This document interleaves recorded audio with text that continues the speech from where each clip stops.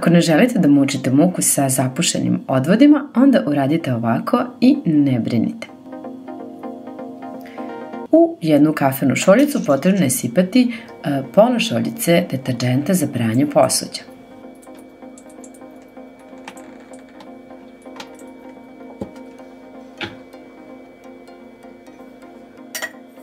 Dodajte zatim 2 pune supene kašike soli.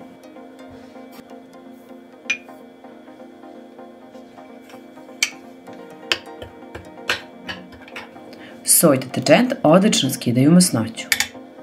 Do vrha ćemo sada sipati alkoholno sirće i sve to promešati.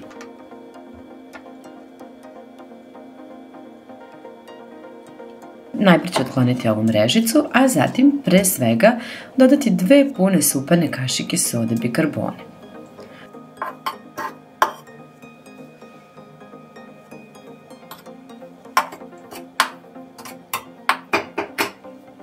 Sipajte zatim ovu smesu koju ste napravili. Inače, ovo možete da radite i preventivno kako biste sprečili pojavu naslaga masnoće na crevu i u odvodu, a pomaže i kada je zapušeno.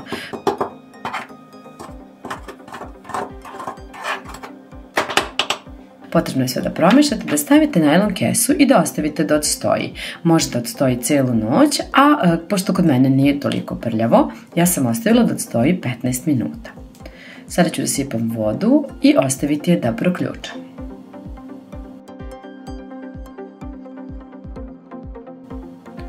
Pogledajte koliko je pene izašlo.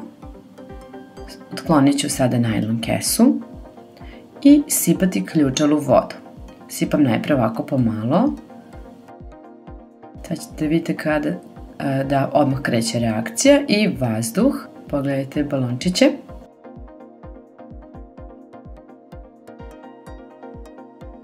Sipajte postepeno ovako vodu. Najpre postepeno, a kasnije možete i sve. I sada ćete i sami vidjeti kada sve sipate odjednom kako lepo odvod radi. Pogledajte, iako je puno pene, fenomenalno je uvukao sve. Sada ću samo sve da isperem.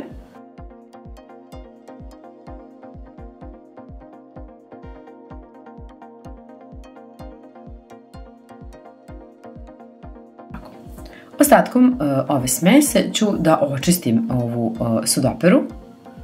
Vidite, ovdje imam naslage kamenca. I izribat ću sunđerom.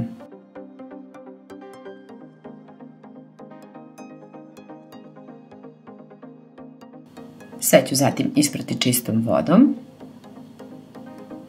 pa prebrisati čistom suvom krpom. A sada ću vam pokazati još jedan trik kada su u pitanju ove keramičke sudopere. Znate i sami da one vrlo često kada se osuše ne budu onako lepe i blistave i da se vidi kamenac.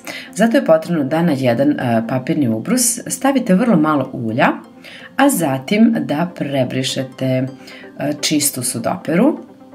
Ovo su sve naslage kamenca, a kada ih prebrišete ovako tankim slojem ulja, napravit ćete bukvalno neki film koji će štititi sudoperu i koji će joj dati sjaj. Nadam se da će vam ovaj video biti od koristi. Ostavite komentar i podelite sa svojim prijateljima. Ćao!